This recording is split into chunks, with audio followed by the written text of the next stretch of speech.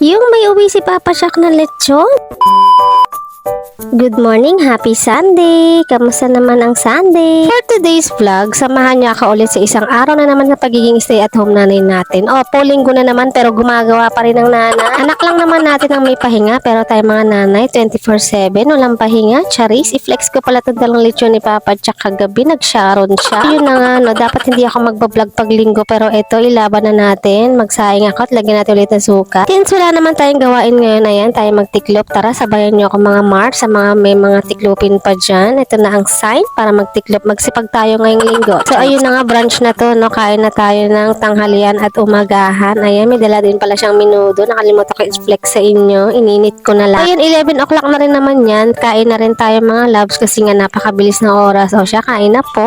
Ginising ko na rin si Papa Shaq yan at sinabayan na kami nga. At ano oras na rin nakauwi galing birthday. Ayan, lutuin natin bukas. Hello mga loves. Ako nga po pala si Mama Lai. Si Laylin ay a mom of 2. Ang aking mga eme-eming vlog ay puro dito lang sa bahay at gawaing bahay na. Sa mga nanay na nakaka-relate na katulad ko at nagda-daily routine din na ganito. Sobrang thankful at may mga karamay ako. Katapos hapon na yan, punta tayo ng palengke, bibili tayo ng bigas at uulamin natin mga Mars. Tignan nyo naman kung gaano kamahal talaga ang bigas. Wala na talaga yung 40 pesos na hinahanap ko. Dati, ang 500 ko may sukle. Ngayon, wala na mga laps. Tignan mo kung gaano kamahal ang bigas. Magpiprito na lang daw kami ng manok para ulam namin mamaya mga laps. Nakrave nga ako sa Angel's Burger Love. Tignan nyo naman kung gaano rin nagtaas ang presyuhan. Ewan ko ba? Andito na tayo sa bahay. Kain muna tayo ng merienda. Pero feeling ko hindi na ako makakain ng dinner nito. Yung dalawa lang mag-ama. O siya, ito lang ating ganap ngayong linggo. Konti lang naman. Wala man masyadong anik-anik. Salamat sa panonood at i-follow nyo kami. At God bless po sa inyo. Magpapakabait po kayo. Mag-iingat po palagi. Bye-bye!